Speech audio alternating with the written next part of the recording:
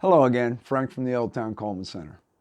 A number of months ago, I went over to Bozeman, Montana to visit some friends and to film their collection of Coleman and other pressure appliances. And then last month, I was able to track them down in their winter home down in southern Utah, where I was able to film the rest of their wonderful collection. But when I was in Montana, I began to notice something really weird. I realized that many of the lamps and lanterns that were around me were not Coleman, and they had nothing at all to do with pressure. I've been a Coleman enthusiast for about 25 years, and I have never had even an ounce of interest in Aladdin lamps or tubular lanterns. They're just not very bright, and they're not even close to being as cool as Coleman's, right? Wrong. Further proof that I'm an idiot. Go get yourself a cup of coffee and then join me as I dive into the wonderful world of barn lanterns, railroad lanterns, and Aladdin lamps. Be right back.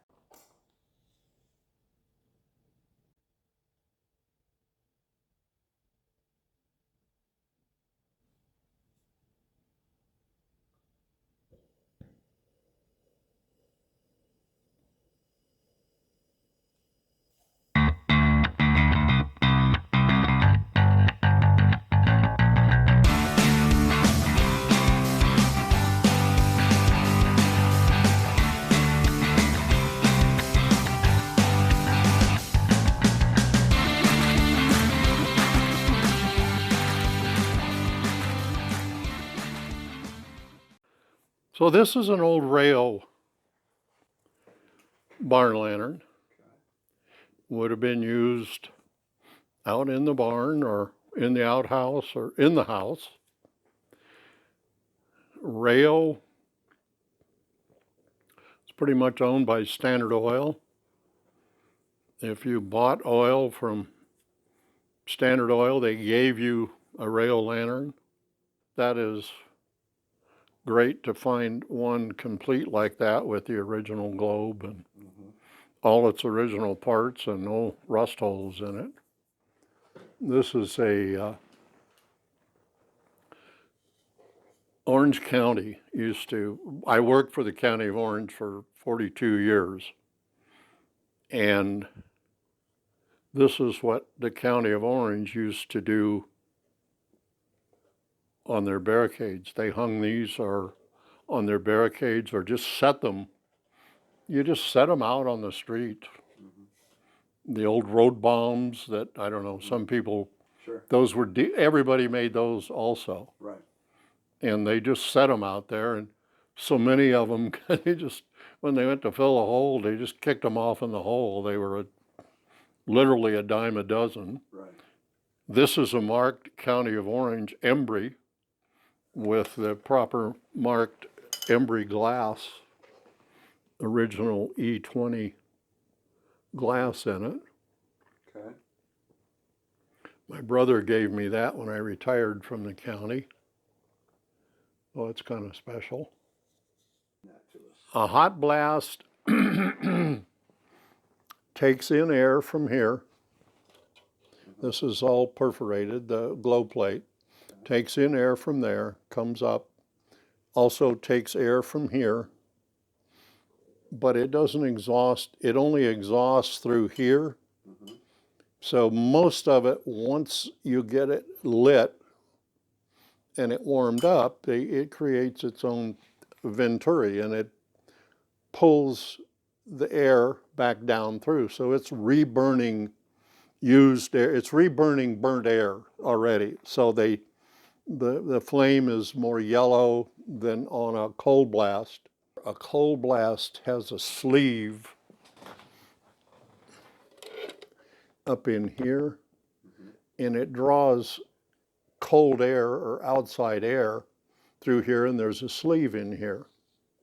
It exhausts through here, and it injects fresh air continuously. So it's burning non-reburned air, so hence the flame is a little bit brighter. And it doesn't flicker quite as much. There's the burner assembly. Would be the way you lit it. See, it doesn't go straight up, it moves out just a little bit, so you would light it from this side where you can put the match in. This one has a burner cone that goes over the burner. This one has a built-on cone on the globe plate, and the burner is complete. So here's the difference between a hot blast burner and a cold blast burner system. A lot of people think there's not a lot of engineering in these things, but in the day, there's a tremendous amount of engineering went into these things to get what little bit of light that they did put out. Now, you're only talking a couple candle power. And a lot of the air holes in the globe plates were to cool the glass. And they won't burn without a globe. They're uncontrollable without a globe. They have to draft. If they don't have a globe that makes them draft, they won't go. They're just a flame. Okay, so these are both wall lamps. And it goes back to your hot blast and your cold blast. This is a hot blast one. This is a cold blast one. What they used to advertise is that between the hot blast and the cold blast, it would double the light output. So you're talking going from 2 candle power to 4. Okay. Not a lot. So in order to increase it, then they put a reflector in the back to try and shine the light out a little bit brighter. Right. So a lot of times these were like in a doctor's office or a dentist's office. This little guy with the kind of chimney on the back is called a best stove. The best stove actually has a little wall bracket and it hangs on the wall, and it would be lighted in your house, and it would also be a night light. They would leave it lit all night, and it would sit there and light your path to the privy. Lots of them were privy A lanterns. lot of them were privy lanterns. It's really interesting. I had an elderly neighbor that was from Branson, Missouri, and that's all she called them. She says, "Well, dear, that's a privy lantern." This one with the bullseye is also to increase the light output, and this one has a red and clear globe, so the red would shine backwards if you had it hanging from a bracket in a buggy. Okay, and this one has a bracket in the back, and it's also a buggy lantern. The bullseye in those globes, you cannot believe what it does. Yeah, it really. How it magnifies a beam of light. And whoever the glass houses that made these had them down to a science, and they've tried to reproduce them. They can't reproduce them. They can't do what they did 120 years ago. Talk to us about this big one here. The street light. C.T. Ham street light. These were out in front of a fire station, police station, offices, and believe it or not, we found out a lot of these were used on military bases. Oh, cool. Yeah. So they also, some of them would have a red globe or a blue globe to denote the location. So most of these at the end here are all hot blasts. Most of these are probably teens and 20s. Okay. They were just utility lanterns. They weren't anything specific. Each company had their own type of design. They might be a little different or have a little reinforcement on the globe guards and different crosses, but they were just utility. The cold blast ones are the same. Then we come down, these in the middle are marine lanterns. Also, they're known as deck lanterns. Okay.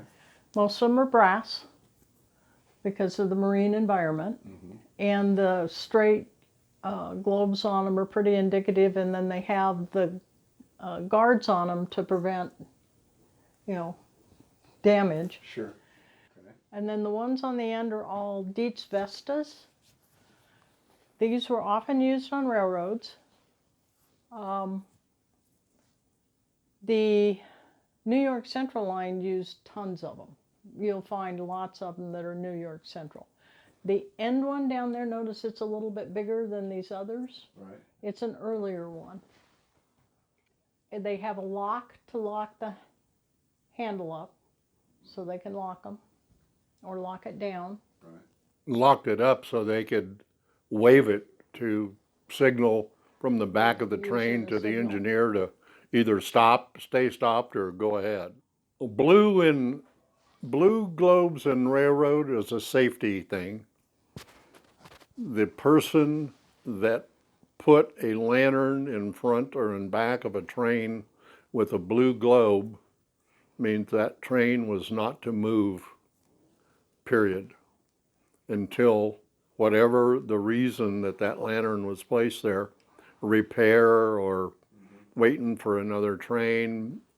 The person that put it there is the only person that could remove it.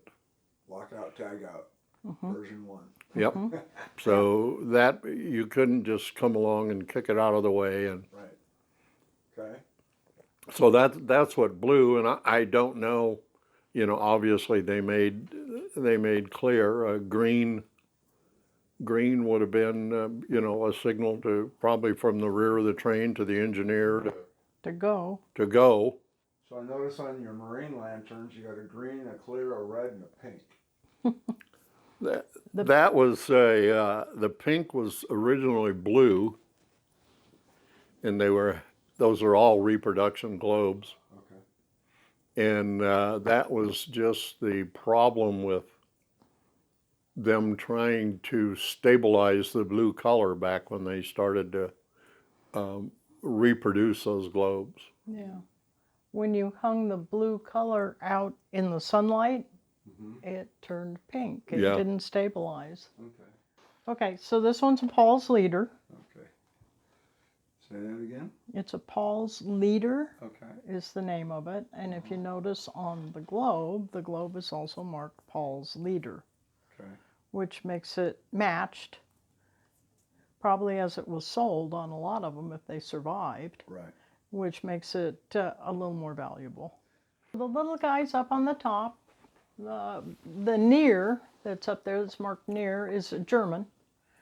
Most of these were just, a lot of them they took out in the field. The kids used them for skating, to light where they left their shoes and stuff.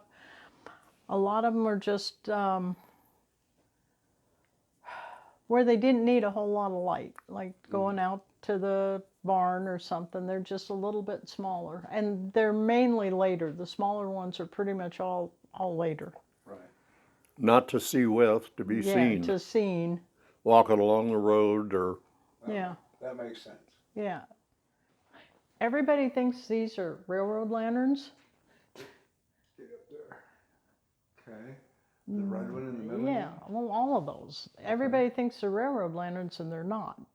They're barricade lanterns. Before you had the little battery-operated flashing light on the top of your wood barricade, these are what hung from your barricade. So these were actually roadwork lanterns that were hung on a barricade to warn you, there's a pothole coming up here. Right. That's cool. Yeah, so a lot of people, and especially in antique stores, they will say, oh yeah, that's railroad. It's not railroad. They were just roadwork lanterns. Okay.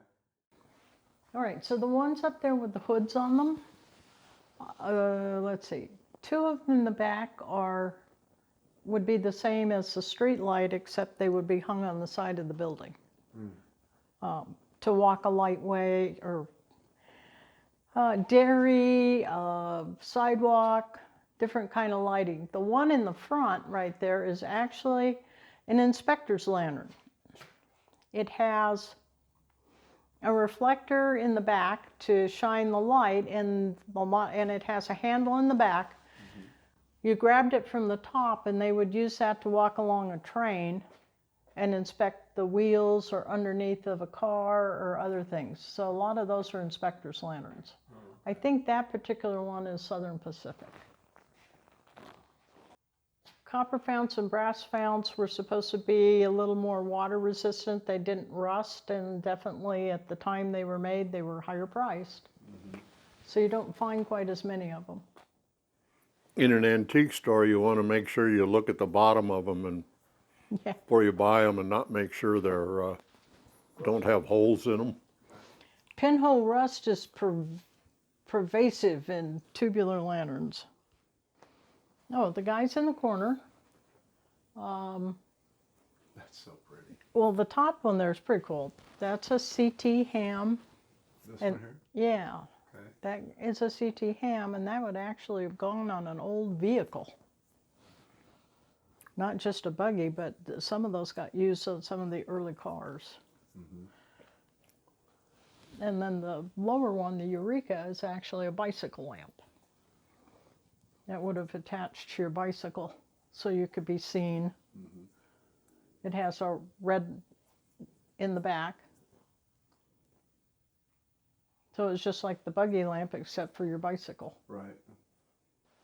Blue globes look so pretty in lanterns, and they just look like heck when they're lit. When they're lit, it bleaches out. They don't just reflect don't the look blue. good when they're lit. And this one actually has, it's in a bracket. The bracket would have been on the rail car to attach it to the side of A the rail car. caboose.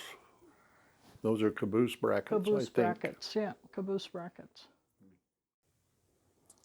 All right, Miss Darcy, in 25,000 words or less, tell us everything we need to know about Aladdin lamps. Aladdin went to glass lamps in about 1932. Designs changed, colors changed. People were tired of the metal lamps. They were coming out of the Depression in 32. So Aladdin went to these glass lamps, and they've become very popular and very collectible over the years. These are some of the earliest ones on the top. These are 32, 33, into that period. They had what they called a lamp year. So at the beginning of the year, they would come out with a new glass model. They would continue to sell the old ones, but they would introduce a new one. And a lot of times families would have one or two different models over the years because they function very well. Right. They're a Mantle lamp, so they put out, current Mantles put out about the same as a 40 kilowatt bulb. The old Mantles probably put more out, like a 60 watt light bulb, incandescent light bulb.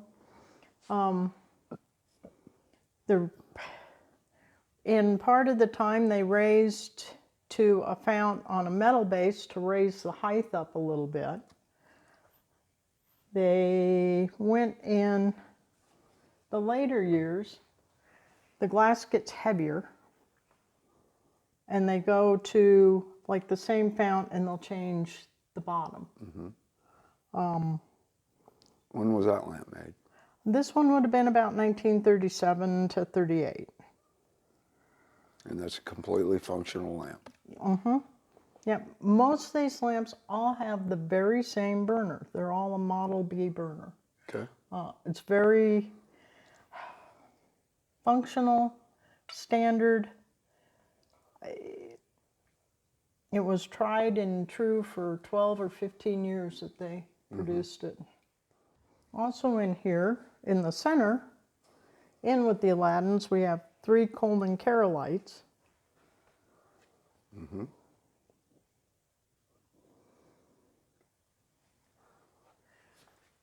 These lamps on the bottom are vase lamps. They're actually center draft lamps. They're Model 12. And that was some of the first glass things that they did, where they made a vase that has an insert that goes in it. Oh, it's beautiful. Wow. Yeah. Aladdin also was sold in the UK. It was also sold in Australia. And the UK did an interesting thing. They made a Bakelite one. That's beautiful. It is. It's really, Wow. it almost looks like wood. It does. It looks very much like wood. Yeah. Yeah. And there's a Australian one in the corner. An interesting thing in the Australian ones, if you ever do some research on them, they made one that was in white bakelite that was used in hospitals. It was a hospital lamp. Wow. Yeah. Aladdin's been very, very heavily documented over the years. There's several books published on it, so Coleman was not as well documented, so I kind of went that direction to support Dwayne's passion of the Colemans. Right. So this one's really pretty. This one right here. Those are Alicite. It was a particular formula of glass that Henry Helmers developed for the Aladdin Lamp Company. He made it look like carved ivory. All right, so Alicite has uranium oxides in it as part of the coloring. So right now, and these were pre-war, before uranium was basically quarantined for the war effort, before the formula changed, but you can see the uranium oxide. And then the yellow vertique didn't sell very well, but it has a high level of uranium oxide in it. So That thing's glowing. yeah, it really glows. And now everybody want a yellow one because uranium colored anything is extremely popular right now. All right, now remove the flashlight. Yep. That's just It's crazy. just yellow, yeah. And that's when you see Aladdin collectors going through a antique store or a flea market. This is how they check if it was pre-war. Because if you have one over here that's post-war, it doesn't glow. Right. It just reflects a purple of the light. Right. One next to it will glow. So they're checking for the uranium oxide content. Okay, so this is a red beehive. It's from about 1938. Model B burner. They're a round wick lamp. Here's the wick, and you can see it's well trimmed.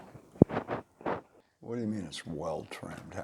See the color or the dark char on it, and it's very even. You want a really evenly trimmed and charred wick, because what you're creating with this is heat.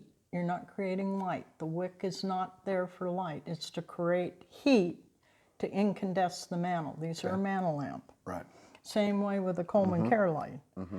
So what are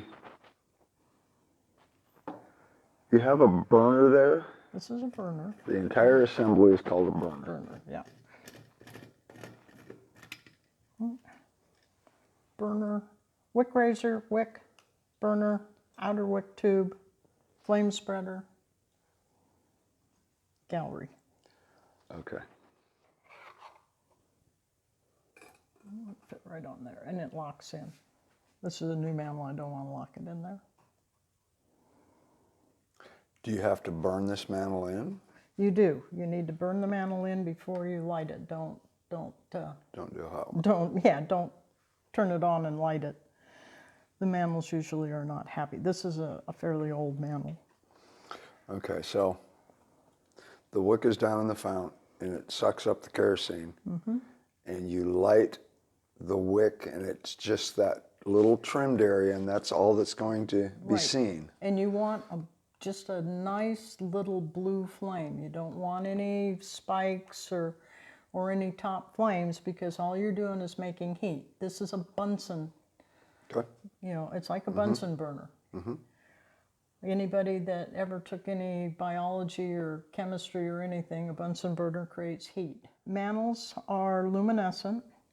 Most of them have thorium in them. Right. So that's what luminescence and makes the light. Right. Exactly as a Coleman does. Yep. So Aladdin has what they call a locks-on chimney. It has knobs here on the bottom. There's tabs in its gallery. And it goes in and locks on. If you ever run one of these, don't put it in there tight, just barely in there, because you get expansion between metal and glass and it'll crack it. You just want it barely in there. So this forms your fuel air. It's like a carburetor coming in here, through here. This forms on the burner, it actually is a carburetor. Coleman, as to not do the patent, has a flare at the bottom of their chimney, which then fits in the fingers on their gallery. And I do this carefully because if you get one of those fingers inside, you'll break it. But it does the same thing. It locks it in there so that you get the correct fuel air flow in the burner. A lot of people will say they run an Aladdin chimney on it and just press the fingers in because it's a little smaller. It'll run, but it doesn't run near as well as an original type, or this is a reproduction chimney that has the flare on the bottom. Okay, we're going to try to light this Carolite. This it's an original wick that's in it, and it's just about at the end of its life.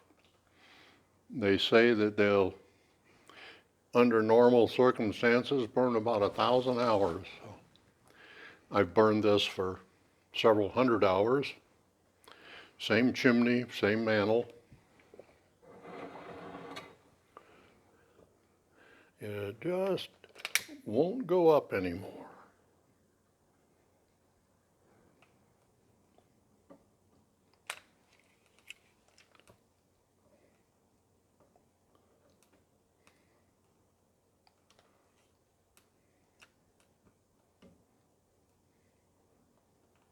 If it had a little more wick in it, you could turn it up and get it going before you have to turn it down. It'll eventually get all the way around there. And we'll turn it down a little bit.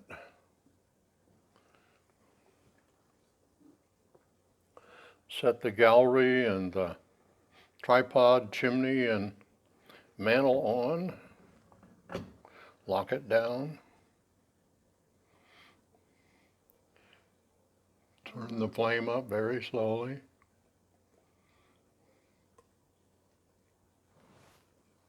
They will creep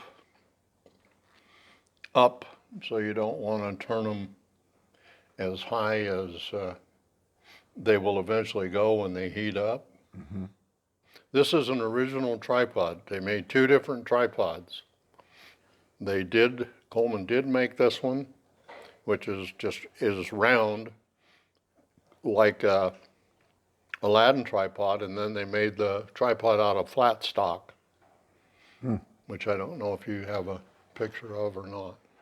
So we burn it in here in the evenings when it's chilly, and it warms the room up pretty nicely, actually. This is a reproduction Aladdin log cabin shade. Right. I bought this shade in 1999. It was a reproduction. So it's a very old shade. It's got a ton of hours on it. Look at that. Isn't that beautiful? We can try this other shade. Coleman never made a tripod for a, for a 10-inch shade, but this shade really, really looks nice on the Carolite.